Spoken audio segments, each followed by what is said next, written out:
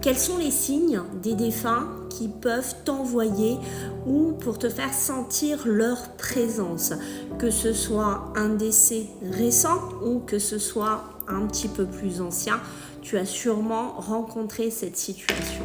Alors le premier signe qu'on peut avoir qui leur demande pas trop d'énergie, ce sont au niveau des lumières.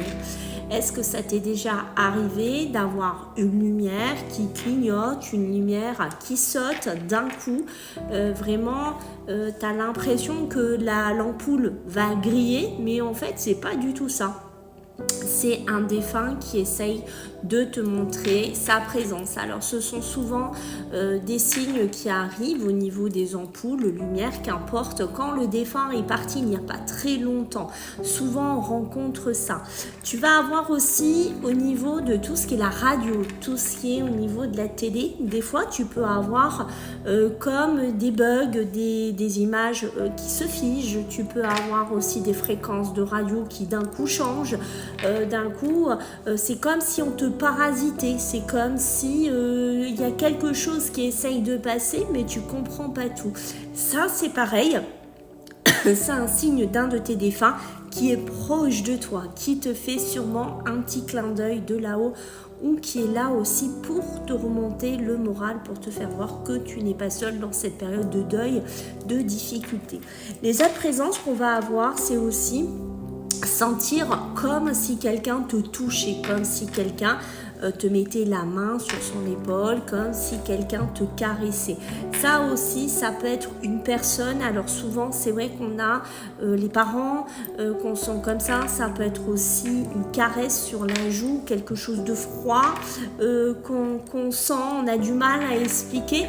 Ça, c'est souvent aussi quand on a perdu un enfant, on a aussi pas mal de signes un petit peu comme ça.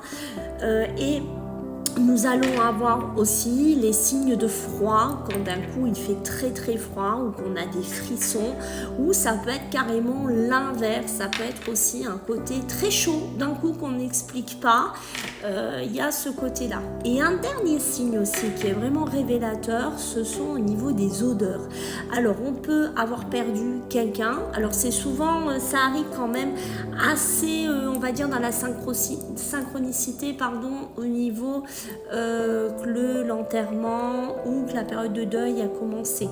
Alors il y a souvent cette odeur qui est caractéristique de ton défunt. Ça peut être un parfum, ça peut être un plat cuisiné, ça peut être une odeur, qu'importe, de terreau, si c'est quelqu'un qui aimait jardiner, qu'importe, ça c'est une odeur qui est vraiment très particulière, que pas mal de personnes m'ont fait des retours par rapport à ça.